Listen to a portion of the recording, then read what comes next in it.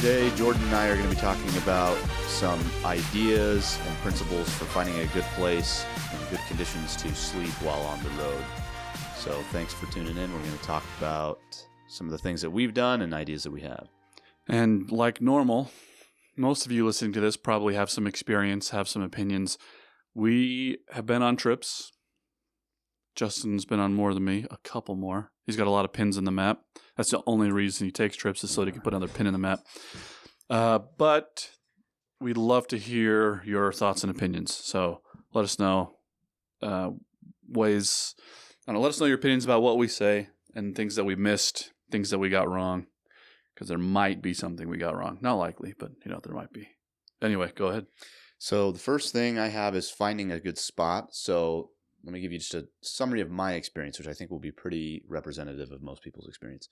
Certain places I have no trouble finding a place. Every time I roll into a rest stop, there's plenty of room no matter what time. A lot of times, especially you get towards bigger cities, that's not the case. In Phoenix was the worst experience I've had. I went to like 5 different truck stops at like 6 p.m. It wasn't like 10 p.m. where it's harder. And I could not find a spot. And so that can be, I guess the first step is deciding where you're going to try and stop. It's helpful. So like I know I-80 probably the best. I've done that. I've gone across to I-80 a lot of times from here out to California. And so I kind of know where to stop. And those, I don't really have problems, finding a Laramie, Wyoming parking. I usually don't have issues with that. Where I've had issues is the big cities. So my kind of hierarchy is ideally I like rest stops the most because it's pull-in parking usually.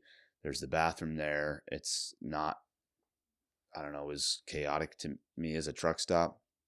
And then my second is finding a truck stop place. And then beyond that, I parked in plenty of other places. Church parking lots, store parking lots. I like those less, but that's kind of the order. Is I start with rest areas. If that doesn't work, truck stops. If I can't find a truck stop, I go to somewhere else. Cracker Barrel. Mm-hmm. Some Walmarts. Yeah. But it's getting more and more difficult to find places, commercial businesses with large parking lots that allow for overnight truck parking. Mm-hmm. Sometimes we can get away with it a little bit more because it's a truck and an RV, and sometimes businesses are okay with that, where a 53-foot semi-trailer and tractor, they're maybe less. But even so, I think for me, that's probably my biggest stress on the road. My biggest regular stress is knowing where I'm going to stop. Because same thing, when I get to New Mexico, I stop at one rest area, stop at the next truck stop, the next rest area, next truck stop, packed. So finding the right time, one of the things I know some of our drivers do and a lot of truck drivers do is they get their day started really early so that when they're running out of hours, it's like 3 or 4 p.m. and you're more likely to find good spots even in busier areas when you're stopping for the night at 3 in the afternoon instead of at 10 p.m. And that's a problem that I struggle with, is the way that my driving day rolls out. I'm usually looking to stop 9, 10, 11 p.m. And that's sometimes, depending on where you're at, too late to find a good spot. And some guys are comfortable with just parking somewhere they're not supposed to until somebody tells them to move. That makes me sleep anxious. And so it's harder for me to get a good night's sleep unless I feel like I'm totally settled. But also, our particular situation, we can fit in some places that trucks can't, big trucks. That gives us a few more options, but yeah, I would say that's probably the biggest thing, is when and where you're stopping for the night. Yeah. So when I first, probably 5 years ago, I would always stop at Walmarts. I've had too many negative experiences at Walmarts now, getting woke up in the middle of the night or kicked out or whatever, or trapped in, basically, where it's harder to get out and stuff like that. So I don't like that as much. I like trying to find a place that's dark. So out west, certain areas, like I can find a good place, like certain rest areas out west where you can kind of pull off in a corner and it's dark, and that's the ideal for me. There's also safety depending on your situation. So like some people really like it to be well lit, but I like it to be dark and quiet. Well, and a good balance, this is one of my points later on, but a good balance might be in a well-lit area with plenty of shades. So there are custom shades that you can buy that fit your windows perfectly to where it blacks out the inside of your cab. Yeah. And you can still be in a well-lit area and be dark. Noise is a different thing depending on where you're parking. Sometimes you're sitting next to 2 idling trucks all night long, in which case earplugs, I don't know, get comfortable with that sound, some sort of like sleep white noise. Yeah, sound machines. Or gray noise, I don't know. But yeah. Well, so a couple things for planning out a spot. I usually plan on whatever the map says I add 20 to 25% to. So if it says it's going to take 4 hours, I plan on 5. That type of thing. So sometimes I arrive early, sometimes I arrive on time, sometimes that's still not quite enough. Usually if you plan for 25% above what the map says, it usually gives you enough buffer. And then I like to kind of have an idea where I'm going to stop, but like sometimes it just doesn't work out and you have to keep going down the road plenty of times. Probably over half the time I get to the car where I think I'm going to stop, everywhere's booked, so I go to the next place until I find 2-3 stops in a row and I finally find a place. Mm-hmm. One of the nice things about our drivers that run consistently is, I mean, our drivers are going all over the place. I know a lot of truck drivers have dedicated routes. They know the route. Most of those are semi-trucks who usually have a sleeper berth anyway. But they still know their route. They know where they're going to stop. The same can be applied to this industry. Our drivers who are likely listening to this, is that there are maybe 5 or 6 main routes that you take to anywhere in the country. Now, the last 100 miles is not going to be on a major highway maybe, but you get to know those areas. You get to know what places you like to stop at, what places generally have space, which places you feel safe, which places are dark, etc. So you get to know some of those over time. Yeah. So, as far as finding a spot, that's kind of what I had. The next thing I had was talking about different bed setups. Mm-hmm. So I have experimented with several different things, and I'll just give you my experience.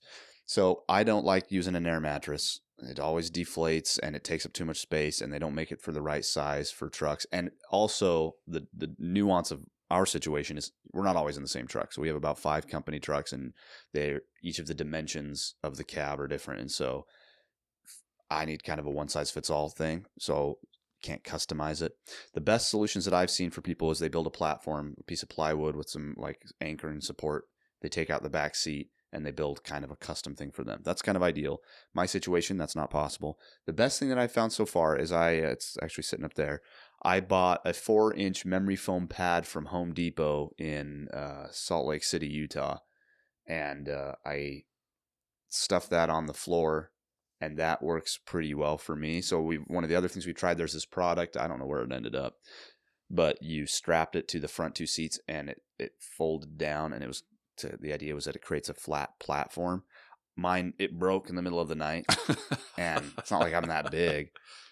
And I could have bought it because it has these cheap little rings that hold it to the strap. So it's like, well, I could have bought carabiners and tried to make it work, but it just was not as easy as it looked on the YouTube videos. Same thing. You see those ads for the custom dimension air mattresses that have the leg supports. So like you put down your seat, it's got a flat part, and then it drops down a couple of feet to where it fills with air to fill that gap between the seat and the back of the front seats, if you know what I'm talking about. Mm-hmm. I have never bought one of those. My experience with air mattresses is it theoretically looks great, and maybe the first one it would, but they will leak air. One of them won't be I don't think that that's really a good idea.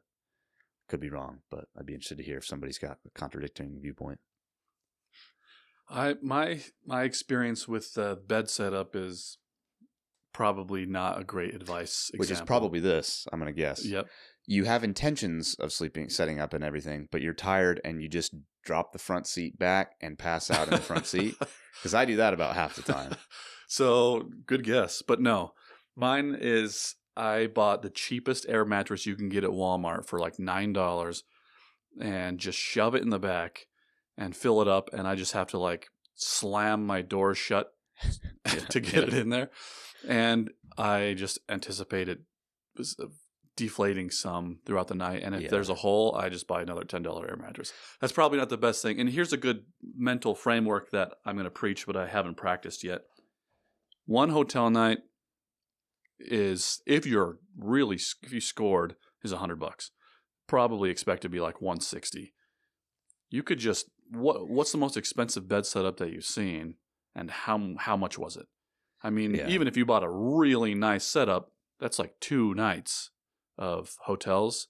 Like if you're having a hard time justifying it in your mind, buying a nice mattress, a nice memory foam, whatever it is, nice nightshades, those can be expensive, but Not as much as two. not as hotels much as these 2 days. hotels.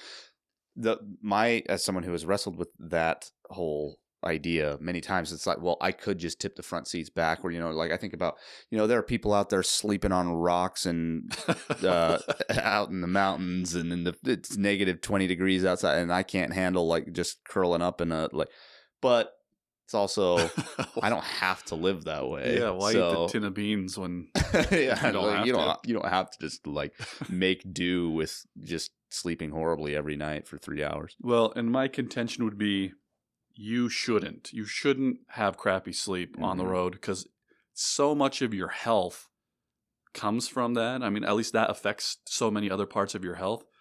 It's just not worth. It's worth the investment in time figuring out how to sleep right. To your earlier point, when I stop for the night, it takes me a few minutes to unwind and just to relax, and that is a perfect time for me to set up my bed. So I've never just crash. Even like if I'm really tired and I'm stopping before I need to, by the time I pull over, I'm not falling straight asleep. So like I've got plenty of time to get set up. But so it's worth the investment of buying a good mattress, a good platform, custom build your own platform with your truck, etc. Get comfortable bedding. We've already talked about some of the other things as far as a sleep environment, block out the lights and noise control. I have headphones and listen to Bach. I've tried to decide about buying like a white noise machine, but the noise, because the hard part for me, well, and maybe I'm jumping the gun a little bit, I didn't think this had an effect on me, but I think it has. I've been woken up in the middle of the night many times on the road. Maybe I've told this story, but in Albuquerque, the police came and got me out of the truck and put my hands behind my back and patted me down and this whole thing. You do look like a suspicious character. And I was cool about the whole thing, and at the time I was just calm about it and joking with them, and it was all good. But now the problem is every time something comes up, it's like, is that somebody coming to kick me out? And I don't, like, I'm sleeping paranoid, and where I'm waking up at every sound, as well as one of our drivers was telling me. This was a couple of months ago. He had gotten robbed at a truck stop, and like attacked and had to go to the hospital and had a really crazy experience. So I won't go into the full details of the whole thing, but it was near the Denver area, and it was a couple of months ago. I was sleeping in the Denver area, and I found a good, dark spot, perfect conditions for me. Other than now, I'm like paranoid every time I hear something. I think somebody's coming to break my windows, and I'm about to get in a fight, and so. It does affect me. So it's like trying to set it up to where I can mentally not be paranoid every time I hear something and I'm in my half sleep state. Mm-hmm. So it's worth a little bit of the setup and all that kind of stuff. Yeah. Finding a good spot for me takes care of that. And like in a truck stop or at a rest area, parking between two semis. Yeah. In a really well-lit area where there's a lot of movement. Yeah. I think helps give me some peace of mind there. I would rather deal with the engine idle sound of trucks on both sides of me than the paranoia of that scenario happening. Well, and as long as the sounds are consistent, it's actually no problem for me. Like it's just the sound of the reefer going or whatever. Yeah, like that's fine.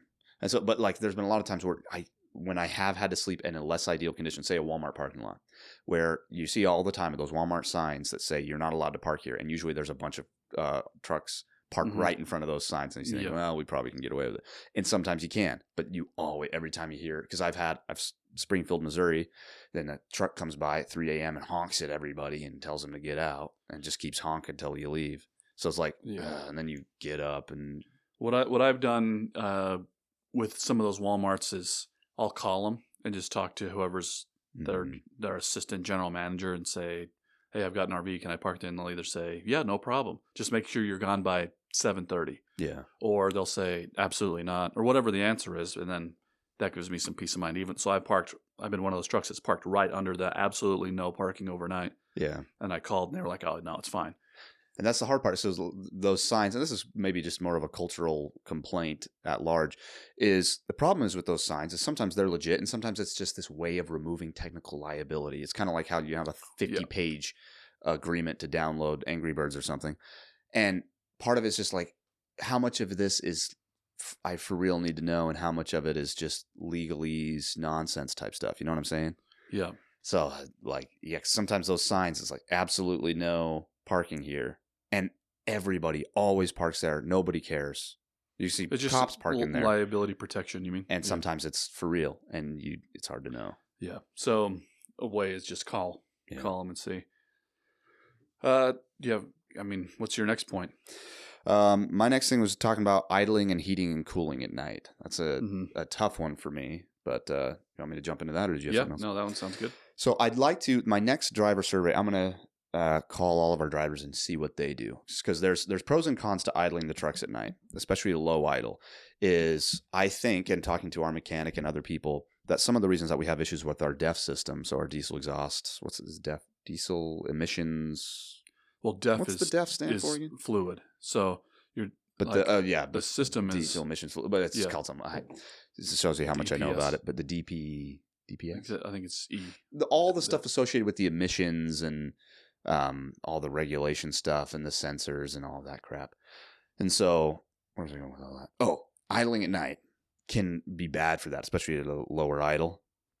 And I think that's some of the reasons, because we idle the trucks at night, because you got to stay warm or cool somehow.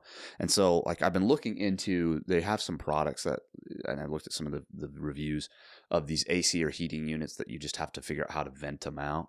Mm-hmm. The hard part in finding a lot of good options is most things are designed for the semi world. So when it's hard to find things related to trucking for our niche, either way, whatever you want. And so a lot of the stuff is designed for semi. So like all the YouTube videos, there's like people showing you the products. It's kind of set up for a semi, so you have to kind of tweak it for. But I am curious to hear how well those things work, because the reason that I idle at night is I try not to, and then I get so cold in the winter that I fire it up for a little while. I also don't like firing it up, turning it off, firing it up, turning it off, firing it up, turning it off. I'm sure that's not good for the engine either. But I also I'm hesitant to want to idle all night, and not so much the fuel consumption. Like it's you burn a gallon of fuel for every hour. Is it every hour, roughly? So that's $40 in fuel if you're sleeping for 8 hours a night. Let's say it's $4 a gallon. Well, I think you're right. That's what, at least it says online. If you Google it, it's like you burn a gallon of fuel for every hour you idle. So if you're idling for 8 hours, you're burning $40 in fuel. And I've thought through that. It's like, man, $40. Like, yeah, like you say, you got a hotel room. You could find some for $80, certain parts of the country. You're spending $40 idling the truck anyway. So it's like it does change the kind of calculus in that decision making. Even when I've been in cold, I don't ever sleep constantly through the night in a truck. I rarely sleep constantly through the night ever, because I have this thing called kids. So I very rarely sleep all the way through the night. Yeah. So I usually, when it's cold, crank up the heat and let it idle until it gets unbearably hot, turn it off until it gets unbearably cold. You have to do that a couple times at night? Yep. And so, is that better? And this is where, I don't know. It's probably up for debate. Is that better than just idling it constant? Or is it better to get one of these units that you put in the window, that you vent out, and that you run with a generator? So, say you get a window AC heater combo thing, and then you got to vent it out, and you have to plug it into a generator. The generator is also burning some fuel, probably not nearly as much. So it's like there's the cost analysis, the wear and tear on your engine. I'd be curious. I would like to know more. And so if anybody does know more about this, here's the hard part, though. You look at those. This is the problem with a lot of things. You think, well, just look it up. You read these forums, and it's just everybody thinks that they're right, and it's hard to find a conclusive, authoritative answer. And so, you read these trucker forums, and you get the whole spectrum of the human spread of intelligences, as well as basic manners, right? Yeah, but then also you could have two guys that have the exact same truck that have two different experiences. Yeah, exactly. Even being the same type of person, you could have twin brothers that were exactly the same. Mm-hmm. Two different trucks, and one just for some reason has these issues, one doesn't. Yeah. So it's and I've been trying to think, well, you just gain that kind of context through experience, and I've tried a couple of things, and I'm still not sure. Obviously, we don't do this as much as our guys, somebody that's doing this full time, whereas, I take maybe a trip a month. Somebody that's doing it, 6 trips a month is going to have more context. Right. So I'd like to get our driver's take, but even the little bit that I have is people are in the same boat as us. It's like, well, I want to do more research about it, but this is what I do right now, but this isn't my ideal plan. Mm-hmm. So, yeah. So a couple other things that I've got, and then then I've got a couple. So hotels just might, if you are going to get a hotel, and so again, addressing the spectrum of life circumstances that we have of our drivers. Some guys that are retired and have that I've asked a few, like I've done a survey before about how do you sleep in your truck, and there are some of our guys that get hotels, if not every night, a lot of nights. If you're going to do that, first be aware that the financial cost of that's going to eat a lot of the money that you would otherwise make. You can still make money, but not nearly the amount if you're spending it a lot on hotels. So if you get rewards programs and things, that helps. I use an app that gives me some discounts. Maybe knocks $10-$20 off. Sometimes I stayed at, especially when I first got the app, because the promos were really high. I stayed at this like nice resort in California for super cheap, super than like a Super 8, because they wanted me to probably go use the casino because it was attached to this casino. It had these like nice pools and stuff, and so I stayed there for really cheap. And so if you can find that kind of stuff, same thing. I stayed at outside of Knoxville once, really nice hotel for super cheap because of these apps when they're doing promo deals. And a lot of times, if you can find the one that's attached to a casino, the casinos oftentimes will try and kind of get you in with these sweet deals, hoping that you'll spend more money gambling. I don't gamble anyway, so take advantage of that situation. Every time you get in the truck, you gamble. Oh, yeah, and I gamble every time I open my mouth that I'm not going to say something stupid. But yeah, so if you're going to do hotels, get some of those apps, get the rewards points, rake in the points. And it's kind of nice sometimes. So if you're doing a long trip, every once in a while staying in a hotel's nice. But in general, you want to avoid it. So that's for profitability standpoint. Profitability point, yeah. Yeah. Then shower. The other thing, so just a couple of things. I like to try and stop when I showering on the road. I guess this is not exactly attached to sleeping, but it's kind of picking where I'm going to sleep. If I want to, especially the day before I'm going to deliver, I want to stop at a truck stop where I've bought enough fuel that I can get a free shower. I've also been impressed with the number of times that I've been going to get a shower and I've had issues with the points or it didn't work right. And the trucker behind me says, use mine. It's like there's a cool sense of community. Plus, probably have so many. They probably have so many, but it's also pretty cool. Like I've had several times where the guy's like, "You don't need to pay for that, man. I got you covered." And that's cool. People stepping in and just helping you out. Saving me $17 for a shower because my points weren't working. So I've been impressed with that. But I like to.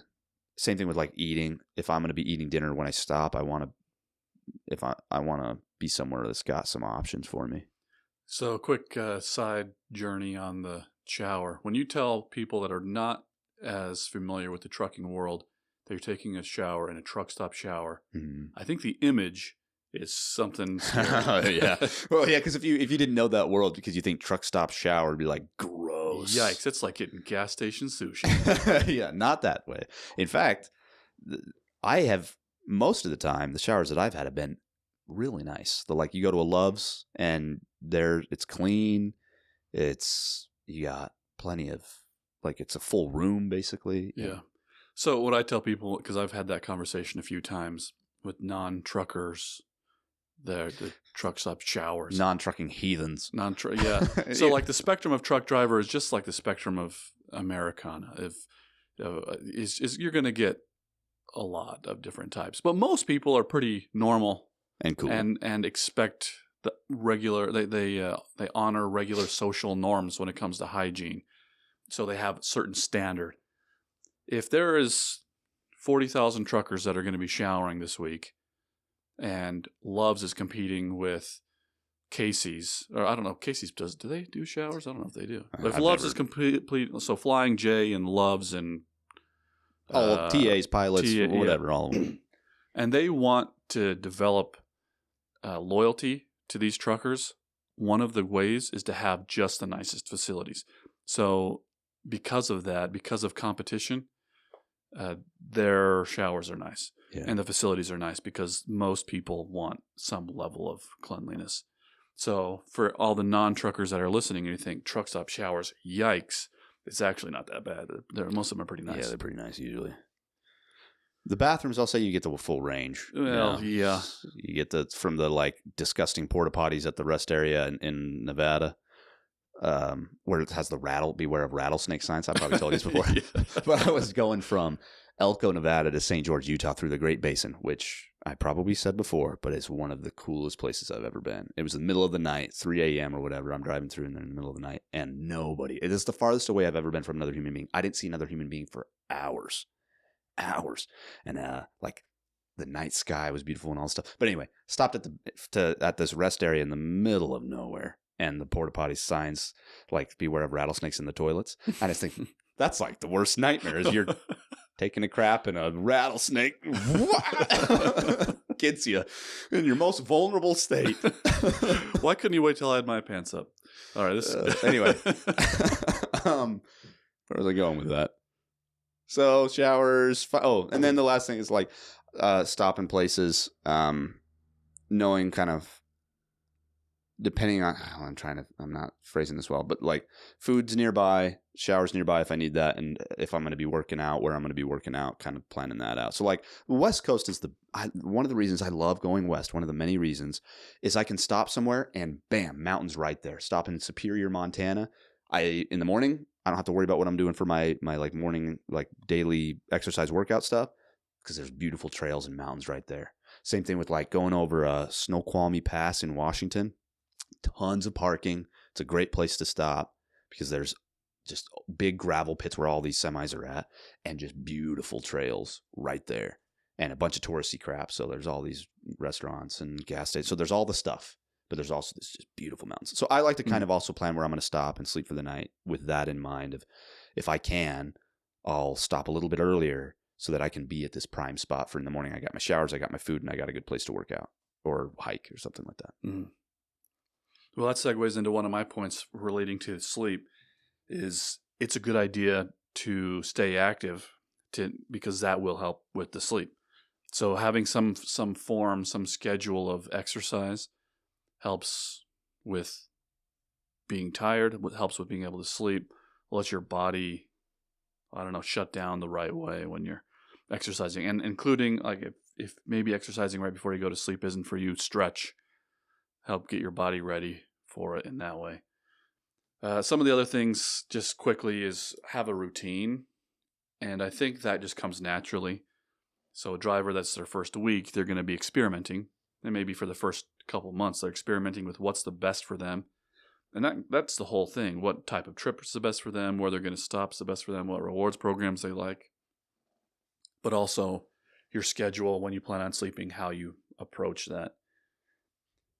Then, stimulants before bed. So if you're a big soda drinker on the road, maybe the several hours before you're going to be stopping, switch to water. And which is another one, stay hydrated the right way. Don't overhydrate right before you go to sleep because who loves to do that? At 2 o'clock in the morning, you just got to pee. And maybe this is a weird tangent, but I've recently come across this mental framework of if you've got to use the bathroom in the middle of the night and it's cold. I spent a lot of time camping growing up, and I hated. Oh yeah. I would push it to the last second. I would stay in my warm sleeping bag for 20 or 30 minutes, needing to pee, but just waiting. Why? So the epiphany that I have. I just thought of a funny story of camping growing up in that scenario, but debating whether or not it's appropriate to tell. Well, it doesn't have to do with me either. It's one of my friends. Well, don't just open up your tent door and pee out there. And then you step in it. The next thing is one of the people in your tent just didn't want it, was lazy. Like right out the tent. Come on, what are you thinking? I almost said this person's name. Not that they'd ever come across this podcast, but well, maybe they'd be proud of it. So if you just the moment you need to, you go take care of it. You're not spending 20 minutes suffering. Anyway, okay. That's a good life principle in general. We put off these things that we have to do. It's not like you're not gonna get around having to go use the bathroom. Like you don't get that as a choice. You don't get to quit that. So why are you waiting to do something you have to do anyway? You're just making yourself miserable longer. Yep, exactly. Okay, let's see. Limit screen time. If sometimes it's nice to be able to sit down, you pull up your Netflix show on an iPad or your laptop or your phone or whatever, and that's part of your routine and you enjoy that. Great. But also don't let that, it's 3 o'clock in the morning and are you stuck on? Right now I've been watching Lost. It's starting to get to where it's not as good. Anybody that's watched Lost season 1, you're like, oh, this is good. And then by the time you're at season 4, you're like, I don't know, this is getting to be a bit, come on. It is TV, so Yeah, you but got to still, suspend disbelief a you little. gotta. TV still has to capture, like watching Fast and Furious. Yeah, I know it's a movie, but there's a point at which you're like, come on, really? Okay, sure. Yeah, Anyway, absolutely. I agree. I could go on this rant all the time. We'll have a separate. Don't get me started on Star Wars. Yeah. But anyway, the point being, don't let it derail your sleep because you're just caught up on Instagram Reels. I have a tangent a little bit on that Okay. that I've come to conclude recently, is that sometimes we think, okay, I'm just unwinding. I am learning more and more, because I use that all the time. So I'm going to just watch a little bit of YouTube or Netflix or whatever to unwind. And that is not an effective unwind for me. It's kind of like in the same way I feel about venting. Oh, I just need to vent to somebody. That actually just ramps me up more. And I start to think I get angrier than I did before because I'm venting about it. And I use that as an excuse. I think the same thing about, like, if I really need to just kind of chill, I go walk around for 5 minutes. I get more value out of that for like my mental, like recalibrating my mental state than an hour of YouTube. YouTube is just a distraction from actually de-stressing. For me, it does not feel like it actually de-stresses me. It is a distraction from doing what I actually need to. So I use this as an excuse. I mean, all the time, and I'm trying to get better at it because it's like, I'm just going to 5 minutes of watching whatever thing is. 5 minutes of walking would accomplish way more than that. And I don't even know if watching that Netflix actually de-stresses me. It just distracts me and gives me the illusion of de-stressing because I forget about the thing that is on my mind or whatever, but it doesn't solve it. I don't know if that makes sense, but I imagine that is probably the norm, not the exception, that most people justify, I'm doing this to de-stress, and then they end up 5 minutes turns into an hour. And I think that is quite common. And so I'm trying to develop the stricter rules on my media consumption so that I'm only using it strategically, not as my version of going to smoke a cigarette to de-stress. Like, I'm not going to do something that's not good for me to help deal with something that. Well, because that's what it is, right? I mean, that's the justification for, say, smoking, drinking, or drugs it's an escapism. Yeah. And I think that's what media has become. A lot of media is a form of forgetting the situation that you're in and living in a fake reality for a few minutes. Yeah. And the hard part, so I thought, well, why don't I just delete Netflix, YouTube, and Disney, which I have done before. The problem is there is some value to it. It's just using it strategically. Like YouTube, I often will use YouTube for a good thing, which is like looking up how-tos or strategic entertainment or inspiration or motivation or whatever, where I have parameters, I have a certain place. And so if I'm strategic with it, I think it can be beneficial. Mm-hmm. It's fun for me. I enjoy watching Survivor with my wife, on a Friday night for 30 minutes or an hour or whatever. That's different. Because it's not like I'm doing that every night. That's our only thing that we do together. Like, it can quickly, and I think for a lot of people, turns into that. So you got to just be. I think people, it's so easy to just autopilot your life, and media stuff makes it so much harder to not just autopilot your own life. If you use the tool, then it doesn't become a weapon against yourself. If you use it right. So anyway, I'm maybe. Well, I mean, yeah, I agree, and it is definitely off topic. Yeah, but. I think that's probably most people's case. They get, even at home, you get into bed, are you just scrolling for 45 minutes until you get tired and you roll over and go to sleep? While most of those people are also in the back of their minds thinking, oh man, I wish I had more time to write. I wish I had more time to journal. I wish I had more time to fill in the blank. And then we mindlessly doom scroll when we're trying to fall asleep. Now, granted, trying to fall asleep maybe isn't the mental framework you need to learn a new language. It's not the best time to be learning is when you're in bed right about to fall asleep. But still being intentional, I guess, not autopiloting, being intentional. And again, sometimes that's. And sometimes I think Netflix or Hulu or Disney or whatever, those things can do that, but it's a hazard that you got to be aware of, I think. Yeah. And I think, to be honest, a lot of people probably don't want to engage in this mental exercise because they know they'd rather just not think about it and just take their dose of Hulu, and then and fall asleep. But this does actually segue into what my next point was in that nighttime routine, taking some time to address stress and anxiety. And in my limited research preparing for this, nowhere does it say watch a relaxing TV show. All of the suggestions are things like practice deep breathing, like focus on meditation or breathing, progressive muscle relaxing, mentally. You've gone through some of those exercises where you're focusing on certain areas of your body and relaxing that and de-stressing. That will help also with sleep. And same thing with just addressing any of your regular mental health maintenance. Feel like use that time to call home. That can be a de-stressor. That'll be good for your mental health of just your daily reconnection with loved ones. Don't just say, hey, I'll call you tomorrow.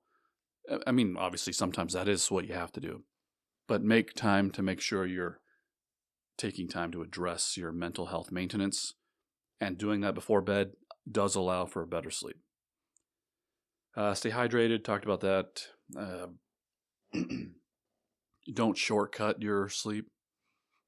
Just if you're just driving legally, which means for everyone not familiar with DOT regulation, you're required to have a 10-hour off-duty break. Now you don't have to be sleeping for that amount of time, but if you're legally following the limits, that is plenty of time to rest well, to take care of your mental health, physical health. There's plenty of time in there, but just make sure you're actually doing that and not just doing that on your logbook. And then I know a lot of drivers have sleep disorders, so just make sure that you're taking the time for yourself to address what you need to. And that's all that I have. Sleeping wise, this is a lot longer one than we probably expected, but it really is an important element that I think is easily overlooked. Yeah, and I think part of the reason it's on my mind too is like I would like to crack the code a little bit better, figuring out idling, temperature control, the right type of sleeping pad, all that kind of stuff. So I still have some work to be done to figure out the answer. Mm-hmm. Well, it would be nice to get some feedback, and then we do another version of this topic in a year from now and try some new equipment, see what different strategies may or may not work. Yeah. Well, yeah, cool. That's all I got then. Yeah. Well, if you made it this long, again, congratulations. I think we say that every time, but you stuck with it. Maybe you're very bored. And by listening to this podcast might help you fall gently asleep. Just some ASMR. We could do some of that. That weird soft and deep tones. All right. All right. On Thanks that note, a lot. Okay, thanks. See you next time.